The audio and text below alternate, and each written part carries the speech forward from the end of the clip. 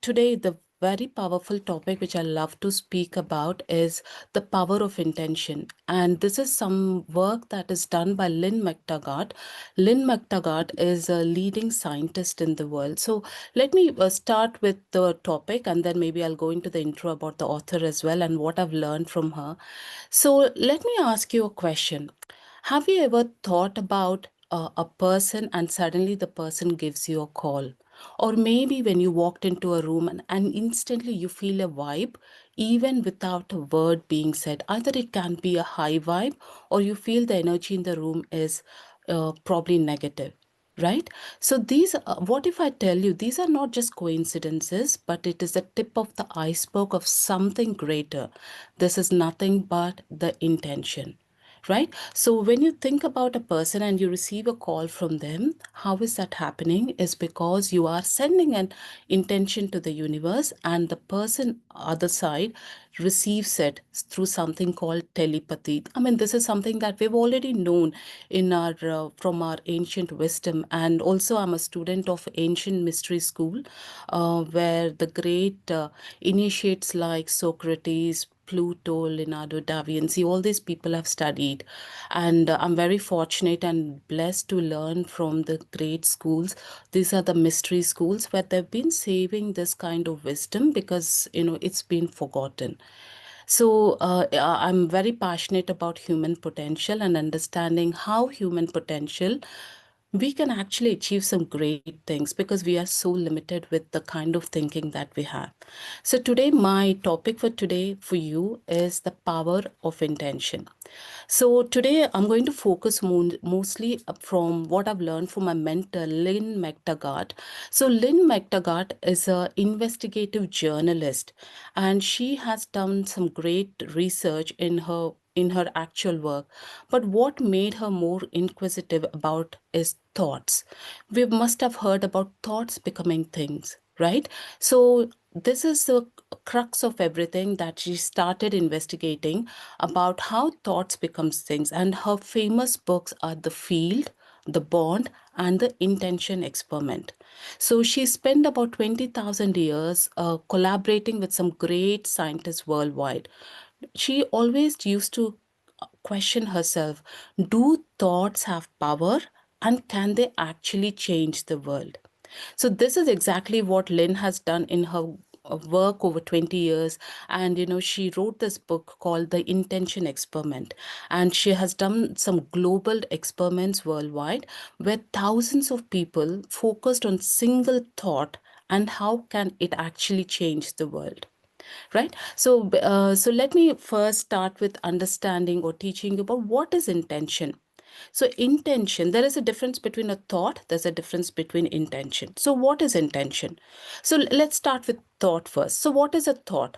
Thought is nothing but, we always must have heard about, or probably because we are in the spiritual path, and we have about 60 to 70,000 thoughts a day, and most of these thoughts are repetitive, self-sabotaging, and self-limiting. A thought is a mental event. It is basically an idea, it could be a memory, it could be a judgment, or it could be a self-talk, right? And the thoughts are like clouds, constant, they're fleeting, and even random.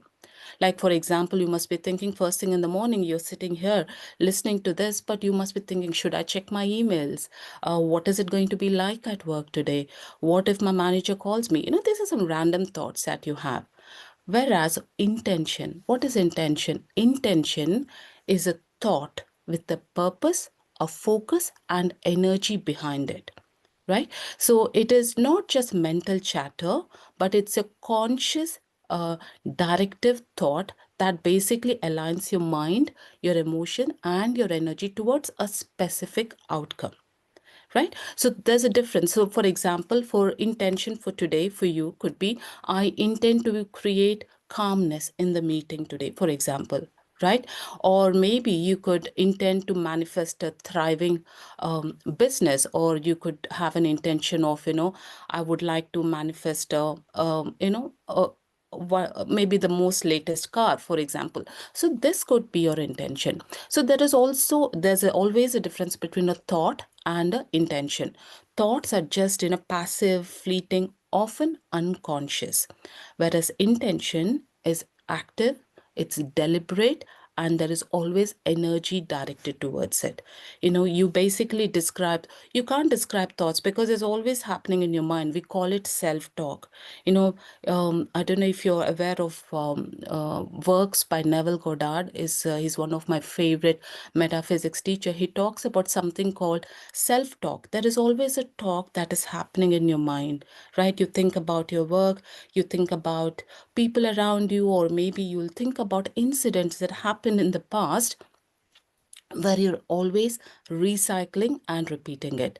Whereas a thought is you set your mind to it, your heart, and your willpower. Right? So, this is a difference between a thought and an intention that we really want to understand. So, now how does these thoughts becomes things? So, Lynne McTaggart has done some great work, and I'll tell you some examples about the great work and the intention experiments that was done worldwide. So, there's four radical. She also wrote a journal called What Doctors Don't Tell You, because she's a journalist, and she basically spoke about how what doctors don't tell you is basically because the mainstream medicine is based on drugs which does not actually heal you, right? I worked with Dr. Bruce Lipton. If you're aware of him, he's one of the leading scientists in the world who brings science and spirituality together. He's been a professor at the medical university, but what his research has told him is medicines do not heal the body because the whole medicine is based on a wrong science. It's based on Newtonian law, whereas the actual law is it's actually based on the Charles Darwin's of survival for the fittest, where it talks about being competitive and being aggressive, whereas the actual science is based on quantum physics, which was discovered by Albert Einstein. What does quantum physics tell us? Quantum physics talks about everything in this universe is made up of energy, right? Your thought is energy, your emotion is energy, your words have power, right? Your words are nothing but like a magic wand, right? Every word you're speaking, you're sending out information into the universe, right? So the words becomes things. So coming back to this, even Dr. Bruce Lipton spoke about how your thoughts, how you're actually emitting this energy that is actually becoming a reality of your life, right? So now there's four radical truths about thoughts. So the first one is thoughts are energy, not just brain activity. We think I'm just thinking. No, but your thoughts are actually energy. Every thought you're thinking is vibrating in the universe, right? So for example, healers emit strong, there is I'll talk about it in a second, but every thought is nothing but light. We emit light, we're constantly emitting light. So when you're thinking about something negative, you're sending out a broadcasting an intention into the universe, right? And now many great scientists also talk about your thoughts are nothing but biophotons. That means it emits energy, and every thought you're thinking actually passes through every cell of your body like tubes of light. So when you have a thought, your body also changes. This is nothing but the mind body connection. We must have done a lot of work on this mind body connection. And there's another scientist I worked with, Dr. David Hamilton, who wrote this book called The 5 Side Effects of Kindness. How can kindness actually change your body? Because everything that we're thinking is actually impacting your body. Every thought you're thinking is biologically, neurologically, chemically, physiologically changing your body. Whenever you have a negative thought, for example, or say, for example, your manager called you into his cabin and he said something that you're not happy about, what happens to you? Your body starts shrinking, right? In the same way, say for example, your colleague or your family member said something really nice to you, or your friend said something really nice to you, right? What happens to your body? You feel a lot of expansion, right? This is nothing but the mind body connection. Your body is nothing but a product of your mind. One of my mentor, Bob Proctor, he talks about saying, your body is absolutely dummy. It doesn't really do anything because we are nothing but a mass of vibrating energy. Every thought that comes into your mind, when it emotionalizes, it goes into the body. And this is when, you either, the illnesses are nothing but, if somebody is having illness, it's not because, it's genetic. I mean, there is a part of genetics, but actually it's caused because of the mind. And this is what is called a psychosomatic diseases, right? In nowadays, there's a lot of stress, anxiety, burnout. All this is actually leading to illnesses in the body.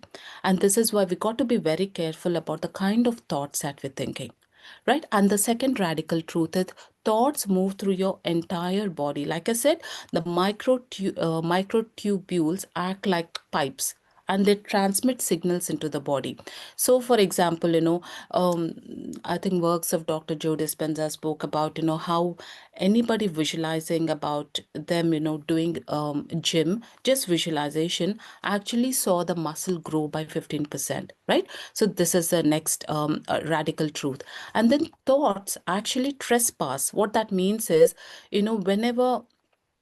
whenever you a plant, for example, screams for the caregiver to when it is upset. So what that means is, plants, it reacts to your thoughts. Whenever, again, this is beautiful work that was done by Greg Braden. He speaks about, this is a beautiful example in his book The Divine Matrix, where he talks about, a family where, the pet, I think it talks about his mom, where there's a pet who died, is only because pets are unconditional. There's a dog who died because, or it's because, the owner is always stressed and always sending out constant negative thoughts. And the pet, because they're so unconditional, they actually take information from this field of energy, and it actually manifested illnesses in the body. It manifested cancer and it died. Likewise, even plants also take our energy. So they react to the thoughts that we're having. If you see leaves, if you see the leaves in the house that are being shrunk, plants also shrink because we are all connected in this universe through this field of energy. The work that was done by Lynne McTaggart talks about this. I highly recommend you read the book, The Field, how each and every one of us, either it's plant, either it's animals, either it is human beings, we all are connected in this universe through this field of energy, right? So that's the third one. And the last one is your thoughts, you're always broadcasting. You're always broadcasting, regardless of you're aware of it or you're not conscious or unconscious. Like a radio station, every thought you're thinking in your body, in your mind, 24 by 7, you are actually broadcasting it into the universe. So whenever you feel that, say for example, you're going into a meeting and then you feel, oh, if you feel nervous about the meeting because you got to present to the board, for example, that tension in your body is already broadcasted into this field. And when you walk into the room, you naturally might not perform as much as you wanted to perform well. So always have an intention before you walk into a meeting room. Always, if you want to speak to somebody, go with a very pure intention that I'm going to do my best and I'm going to really do very well in whatever you're doing, right? Even a conversation, if you have communication gaps between your colleague or your family members or friends, go with an intention that this is going to be resolved today, right? Because your thoughts are constantly broadcasting into the universe. So the science of intention, basically, what that means is, Lynn McTaggart did some intention experiments worldwide, intention experiments, which is very popular. So what they did, they took a big group of people and all these audiences sent intention to one tray of seeds. Okay, the seeds, just the normal seeds, with an intention that these seeds will actually grow taller or they will thrive well. So what happened after the intention? They saw that these seeds actually grew taller than the normal controls, and they replicated 12 times more than what they normally do. Can you see how the the people coming together and sending out a collective intention can also impact seeds? In the same way, they've done another intention experiment in Japan where the intention was to shift the pH level of the water by almost 1 full point. And when they did this experiment, they have seen that there was a massive change in the pH levels. And likewise, in Afghanistan, when in 2011, when there was a war happening, there's a group of people who sat together and everyone collectively sent an intention to this area in Pakistan. What they have noticed is the casualties dropped by 37%. People, even though they were in the war zone, they felt more safer, they felt more at peace, right? And again, another intention experiment was done in 2012 in Washington, D.C., which was supposed to have a lot of violence. And then when they sent this intention, they basically found out that, there was very less violence. And again, there was, right after that, there was a lot of peace peace talks that happened in this place. So can you see how of a group intention, when we come together as a group, can actually influence plants, it can influence water, it can influence people, it can also influence the minds of other people, and also most importantly healing. So Lynne McTaggart actually came up with this amazing it's not an experiment, experiments are done, but she discovered something. When a group of people, she calls a power of eight, it's also a book if you want to read it, power of eight. So when people come together as a group, say 8 people, it actually creates a multiplied effect. So what she did, because I've seen it myself, because when Lynn came to UK, I was in these conferences, I've attended her workshops, and I've literally seen it myself firsthand.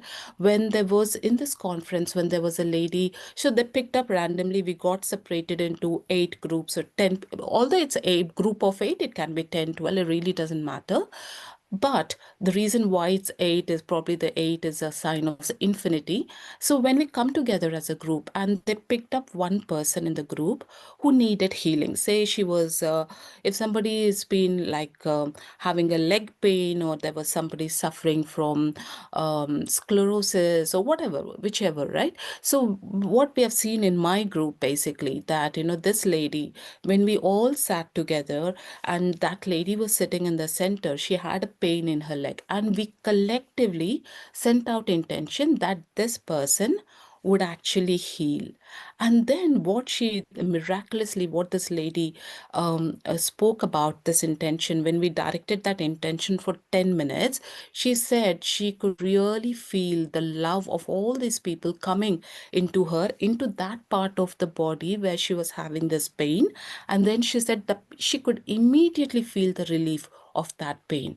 Why? Because again, every ailment in the body is nothing but a product of the mind, and it is energy block, right?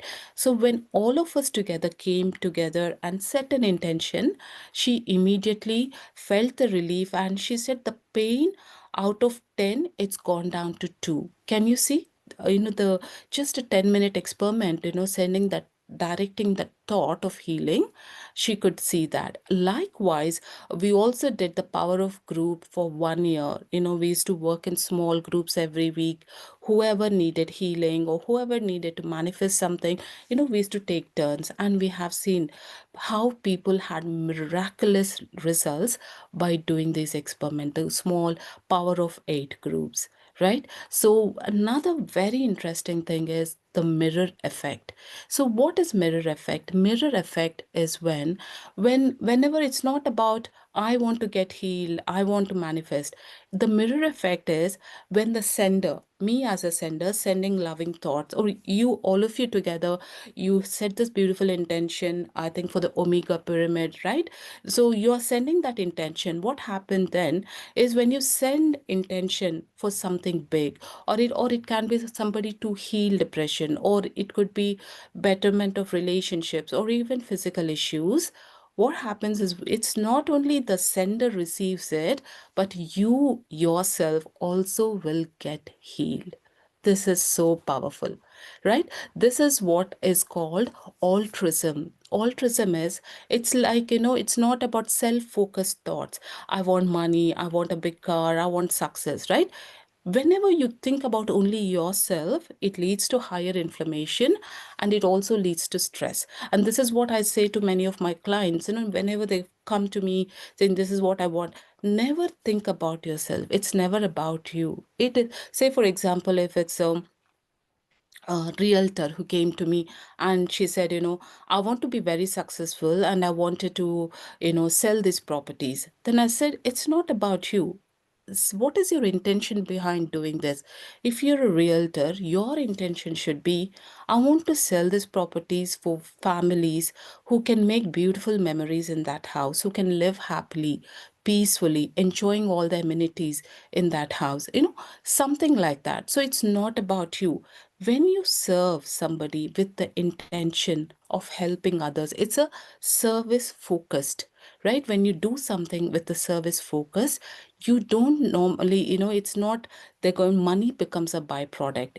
Again, in the healing, if somebody wants healing and they want to send an intention to other people, automatically they will get healed as well, right? So altruism is all about, helping other people. When you do something for other people, you lower inflammation, you become healthier, and also your mind becomes so happy, because that is the true nature of our soul, right? So in Lynne McTaggart's group, what we have seen is people sending out intention reported spontaneous solutions to their careers, finances, as well as health. This is so amazing, right? It's not only you're helping other people, but you're also helping yourself by doing this. So this is something that, very, very powerful. Before, maybe how can we use intention in our own life? Maybe I'll stop here for a second. Any questions? Am I going too fast? Is that okay? Are you following? Any questions from anyone, or am I okay to continue?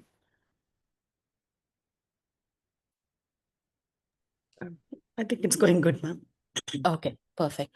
All right. So this is the power of intention. So now let's talk about, how can we set intention in our life, right? So how can we take this message? Because always remember, be extremely careful with the kind of thoughts you're thinking every day, because every thought you're thinking becomes an intention to the universe, right? Ordering from the cosmic kitchen, I don't know how many of you have read the book Ordering from the Cosmic Kitchen. It's like ordering from the cosmic kitchen, right? Because universe is always trying to give you what you want, but then are you asking the right way? If you're constantly thinking about your problems, if you're constantly thinking about the challenges you have, constantly thinking about, negativity, you are actually good, because the universe is never going to punish you.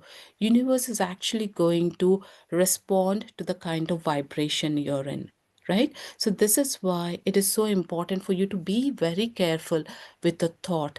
Thoughts are things, thoughts are the basis of everything, right? So if at all you wanted to actually have, it's not nothing wrong to have great ambition, because even in metaphysics, I do a lot of work on metaphysics research, and they say it's not at all wrong to have a ambition.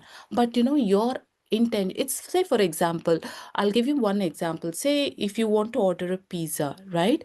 And you go to Pizza Hut and say, I want a pizza, right? The maybe the waiter will give you whatever he has, but you don't do that way, right? You're very specific about the kind of base you want. You want to be very specific about the kind of cheese you want, thin base, thick crust, whatever you want, right? And then you're very specific of the toppings, mushrooms or jalapenos or whatever it is, right? So in the same way, when you ask something to the universe, you got to be very, very clear.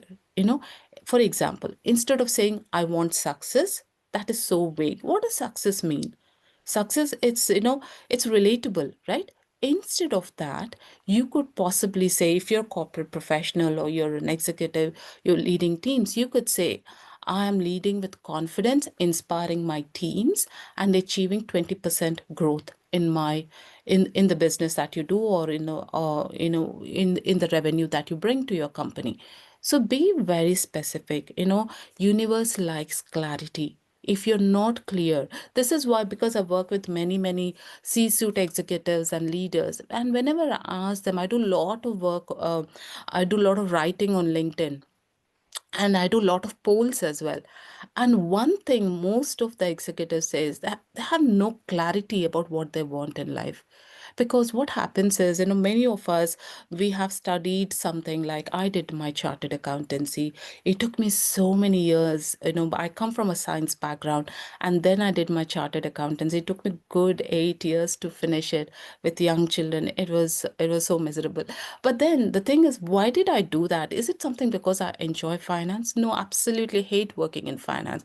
It's the most boring field, I personally think, because everyone are busy. Everyone are so stressed. They're always on the treadmill because there's so many reportings that they do. So that's the nature of the role. However, if because I did it only because I needed to prove something, I wanted to do something that everybody, that's something, an identity that I associated myself with. And then after doing that, I moved into IT. So I was then working for companies, very large companies like, Tesco's, DHL. I mean, I was leading one of the world's largest transformation project in Oracle Fusion. So these are the work that I was doing. Okay, but did I really enjoy it? Is it creating an impact from what I'm doing? Right? So this is when I kind of, uh, this is why many professionals get bored in life at certain point, is because the work that they do is so repetitive and it gets boring. There is no impact to the work that they do, right?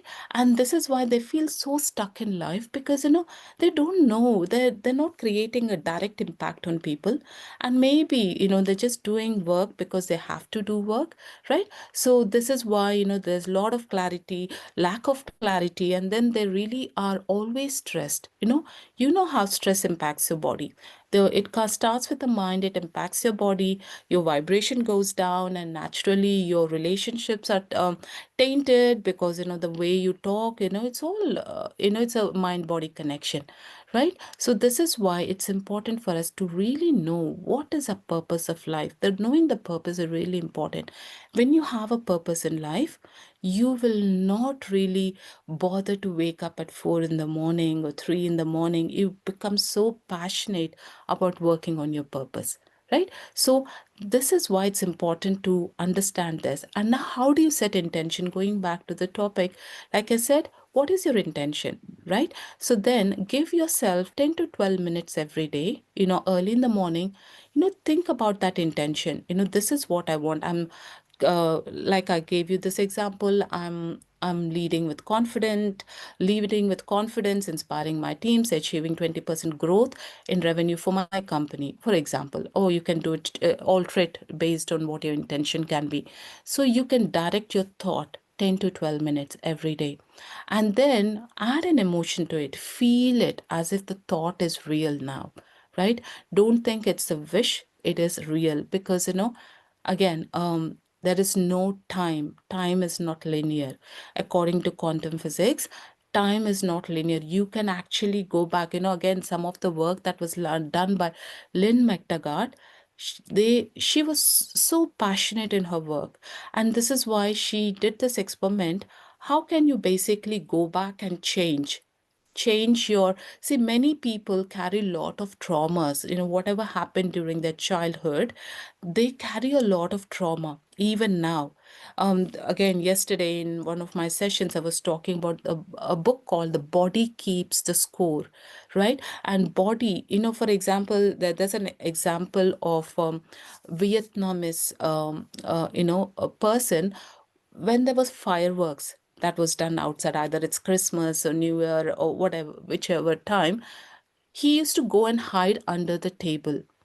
Why? Because the body does not remember, your mind does not remember the incident, but the body remembers it, right? He was born in an area, he was brought up in an area where there was bombing, there was war. So whenever he hears the sound of fireworks, also, that triggers him and takes him back to the past. So even though it is a safe environment, it's just fireworks, he used to go and hide under the table. Why did he do that? It's because the body remember. It's called the somatic memory, right? So this is why it's so important for us to go back and check, how are we feeling every day? Am I going back to the past? And this work that is done by Lynne McTaggart also, we helped people. I've seen many people healing their past as well, right? So this is why it's important for us, when we set this intention every day, make sure that you are feeling that emotion. There is no time, right? There's no time.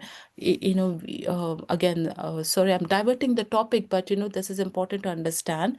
We have the power, the mind has the power to collapse time, right? It can bend the reality with the thought. So now feel that emotion as if it is already real and it is happening. And if you want to do it, maybe you can even you do it with a small group if you like to, because it amplifies. That is why we do group meditations, right? One person meditating is less powerful than a group of people meditating. In the same way is a thought as well. So, and then mind your baseline a broadcast. Now we set an intention every morning. Okay, this is how my day should be, or this is what I want to achieve towards the end of the year. But then if you're every day, because 24 hours in a day, you're constantly having a self talk.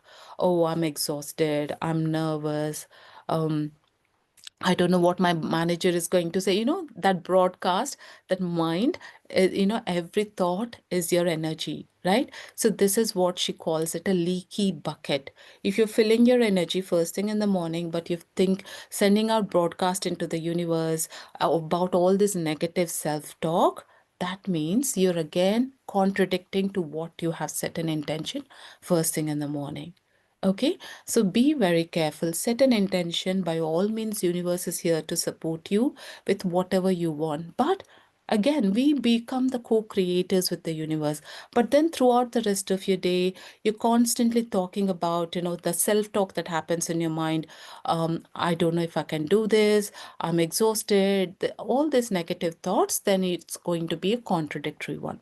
So this is how you set an very simple, just 10 minutes in the morning, set an intention of what you want to achieve, and make sure that you are not using your mind to think negatively, because this is nothing but a leaky bucket, that she calls it, sending out every thought in the every thought you're thinking about negatively is something that you got to be extremely mindful of, right? So this is how you set your intentions. Always remember, the thoughts becomes things, and your thoughts impact your body.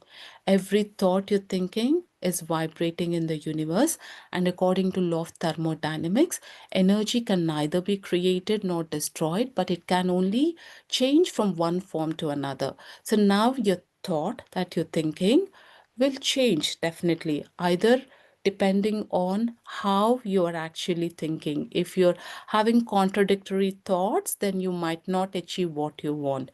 But be very mindful, but everything is possible. You have, your mind has the power to bend reality, right?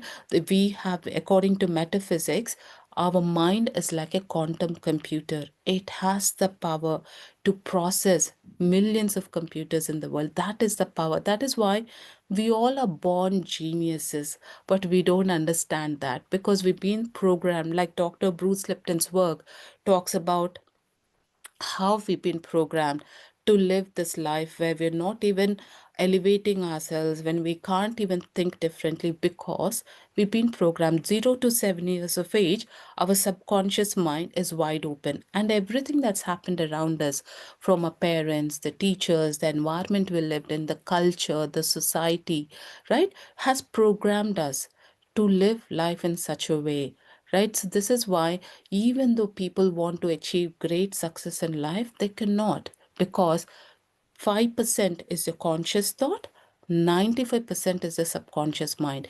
This subconscious mind, this programming that was given by we in Bob Proctor called this paradigms. These paradigms are like hardwired program in your subconscious mind. Just like the way these programs are running, you cannot change, because the until you break this program, you got to break the habit of being yourself, right? So it's important to go back and check what is that happened in your life that has created you this way, right? So now you got to go back. Every day we do the same things, repetitive things, right? Subconscious mind. If you want to change your life, you got to work on your subconscious mind, because that's where everything is. It's a database of everything around you. So this is how powerful the subconscious mind is. But intention, now I hope you understood what is intention, how to set an intention, and how to be very vigilant with the kind of thoughts you're thinking in the mind. Because as much as you set an intention, you might not achieve it if you're having a contradictory thoughts about the intention, right? So make sure, what are you sending out, what are you broadcasting every day into the universe, what are you thinking all the time? Everything starts with the thought, because scientifically, because many metaphysics books spoke about thoughts becomes things. There's Soma William Walker Watkinson, there's many books written by them, but this is scientifically, Lynne McTaggart has scientifically proven how our thoughts becomes things, and how a collective intention, setting a collective intention, can heal people, how setting a collective intention can actually bring success in your life, and then how happiness can be, how you can change the atmosphere even in the war zone to a peaceful atmosphere, right? Isn't it fascinating? I think this is an amazing book where she talks about all these, and highly recommend you read these books. And even when you set an intention, even if you're leading a team, set a collective intention that you'll find a solution for whatever that benefits all your stakeholders, for example, right? Do this kind of intention settings, either at home, either at your workplace, because it's not about just me, it's about we. The language has to change. It's not about me, it's about we, right? This is why it's so powerful. And when we do this, we are actually creating a ripple effect in the society. We want more and more conscious leaders in the world, because we all are living in fear. And one important message I want to give you, I mean, this is what has actually blown my mind away. And this is when I felt there is a calling that I need to spread this. Dr. Bruce Lipton says by 2030, no, 2050, he says there will be no fish left in the ocean. Is because, every human being, we are so programmed to live in fear that every morning, I mean, you can question yourself, introspect. Every morning we wake up, we're always feeling anxious. What is going to happen today? What is going to be the outcome of the meeting? Who is going to come and speak to me today at work, right?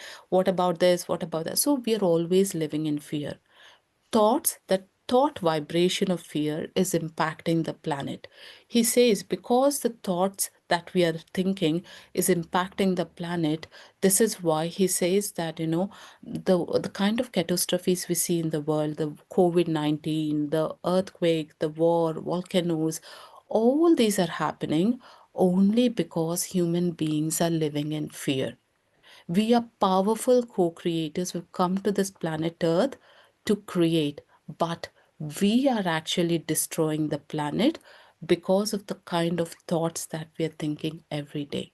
So it's a responsibility for each and every one of us to make sure that we are not actually living in fear, but let's become a conscious creator along with the universe. There is no lack in the universe.